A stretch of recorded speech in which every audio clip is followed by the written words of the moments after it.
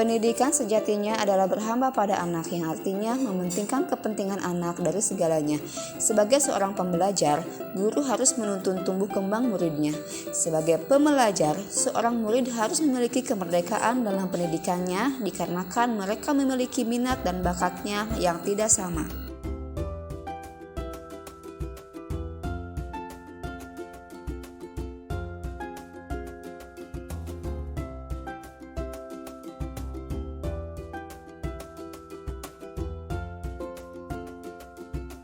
Sebelum saya mempelajari modul, saya berpikir kalau murid itu hanya sebagai objek yang dilibatkan di dalam pembelajaran. Tapi setelah mempelajari modul ini, saya menjadi tahu bahwa murid itu berperan sebagai subjek yang melakukan aktivitas pembelajaran di kelas. Saya percaya bahwa murid itu semuanya memiliki daya tangkap dan tipe belajar yang sama. Padahal sebenarnya setiap anak itu unik dan dilahirkan dengan kemampuan tertentu sehingga anak memiliki keberagaman akan minat dan bakatnya masing-masing. Yang saya percaya bahwa aspek kognitif adalah penilaian yang utama dalam sebuah pembelajaran. Setelah saya mempelajari modul ini, saya menjadi tahu bahwa murid yang pintar itu tidak hanya baik dalam nilai kognitifnya, tapi baik juga akan kemampuan psikomotor dan afektifnya. Pada awalnya saya berpikiran bahwa murid itu harus patuh, duduk rapi, dan menuruti semua yang diarahkan oleh guru. Tapi berdasarkan pemikiran Ki Hajar Dewantara, murid itu harus memiliki kebebasan dalam berekspresi, mengemukakan pendapat, dan berkreasi sesuai dengan bakatnya. Sebelum mempelajari modul, saya mengira bahwa karakteristik murid itu tidak perlu dipahami secara fokus oleh seorang guru. Padahal menurut Ki Hajar Dewantara, pendidikan itu bertujuan untuk menuntun murid dalam menebalkan karakter yang semula samar agar dapat memperbaiki lakunya, karena anak itu bukan kertas kosong yang bisa digambar sesuai keinginan orang dewasa. Pikiran bahwa murid yang pasif itu dikarenakan mereka memiliki motivasi yang rendah dalam pembelajaran, ternyata menurut Ki Hajar Dewantara, murid itu bukan robot yang harus mematuhi semua instruksi gurunya, tapi murid juga harus diberikan ruang sesuai kodratnya secara merdeka dengan cara berkreasi, bermain, sehingga motivasinya dapat tumbuh dengan sendirinya. Awalnya saya berpikiran bahwa murid itu harus memiliki nilai yang sempurna agar mereka dapat mendapatkan predikat yang baik sekali. Padahal sebenarnya keberhasilan dalam mendidik anak tidak semata hanya karena anak itu mendapat nilai sempurna dalam pelajaran kita, tetapi pada perubahan tingkah laku yang baik dan budi pekertinya. Itu adalah keberhasilan yang sesungguhnya. Pikir bahwa fokus pembelajaran itu terbatas dari transfer pengetahuan dari guru ke siswa. Sekarang saya berubah pemikiran bahwa guru itu tidak hanya bertugas dalam menyampaikan materi saja, tapi juga menuntun siswa untuk belajar aktif, kreatif, dan bisa berkolaborasi dengan rekan guru yang lain untuk mendapatkan hal yang baru.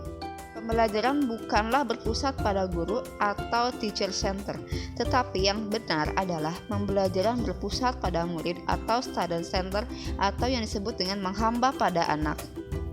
Guru sepenuhnya dapat menguasai kelas itu adalah hal yang kurang tepat, karena guru itu bukan faktor utama yang dapat mendominasi kelas, tetapi guru itu berperan sebagai fasilitator pembelajaran, dan guru juga bukan sebagai satu-satunya sumber belajar bagi siswa di kelas.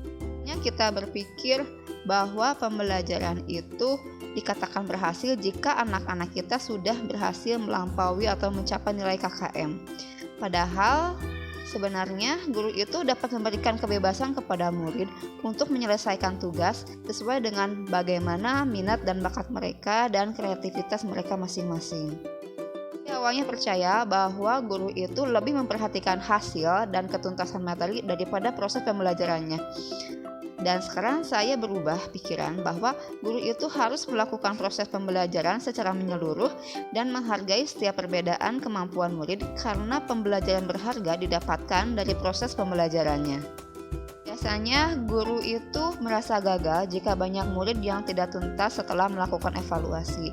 Tetapi sebenarnya guru sebaiknya tidak terfokus dengan hasil evaluasi saja, karena masih banyak potensi atau bakat lain yang dimiliki murid. Ilmu apapun masih bisa dipelajari melalui pendidikan.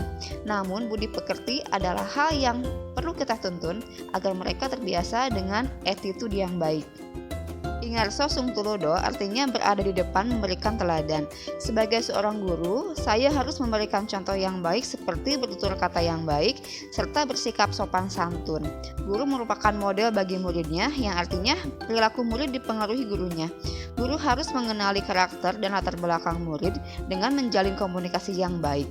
Dengan mengemban pendidikan karakter melalui pembiasaan positif, yaitu profil pelajar Pancasila. Pembelajaran yang diutamakan adalah aspek budi pekerti. Madya Mangunkarso artinya berada di tengah memberikan motivasi. Sebagai pendidik, saya tidak boleh memberi batasan antara murid dan gurunya. Saya juga tidak akan menganggap bahwa murid itu ada di bawah gurunya, melainkan harus mampu menghilangkan jarak dan menjadi pendengar dan seorang sahabat bagi permasalahan murid-muridnya. Upaya untuk memotivasi yang dapat dilakukan adalah memberikan ruang yang luas bagi murid untuk mengembangkan ide kreatif mereka saat pembelajaran. Merancang pembelajaran yang inovatif bagi siswa sesuai dengan kodrat alam dan kodrat zaman yang ada. Tuturi Handayani artinya di belakang memberi dorongan, merancang pembelajaran yang interaktif dan menyenangkan dengan melibatkan murid sesuai dengan metode student center, mengapresiasi semua kemampuan murid karena setiap murid memiliki keunikan sendiri, menerapkan pembelajaran berdiferensiasi sesuai dengan bakat dan minat murid, serta menerapkan sistem omong pendidikan yang memberi tuntunan dan arahan agar anak tidak kehilangan arah dan membahayakan dirinya dengan konsep merdeka belajar.